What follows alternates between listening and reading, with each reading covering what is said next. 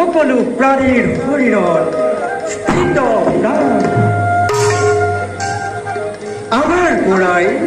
উৎপন্ন হয় স্মৃতি আৰু জ্ঞান অবিনাশী জীৱাশ্মতকৈও উত্তম আমি হলো পুৰুষোত্তম যি নহয় কোনোদিন সুৰক্ষিত নকৰে হিংসা নকৰে ক্ৰোধ আৰু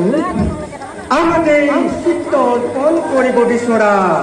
তেনে ভক্তগণক মৃত্যুমুখী সংসাৰ সাগৰৰ পৰা আমি কৰো উদ্ধাৰ কাৰণ আমি হলো এই বিশ্ব ব্ৰহ্মাণ্ডৰ সৃষ্টিকৰ্তা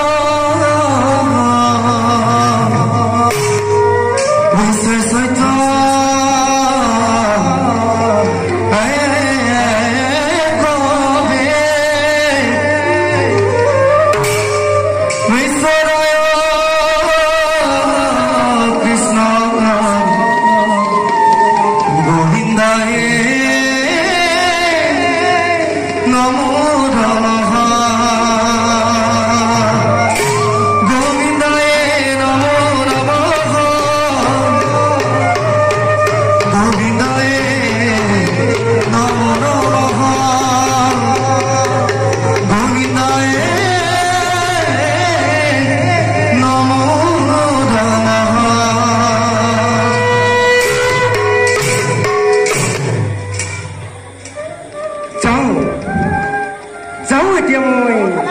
নিজ কৰ্তব্যত অগ্ৰসৰ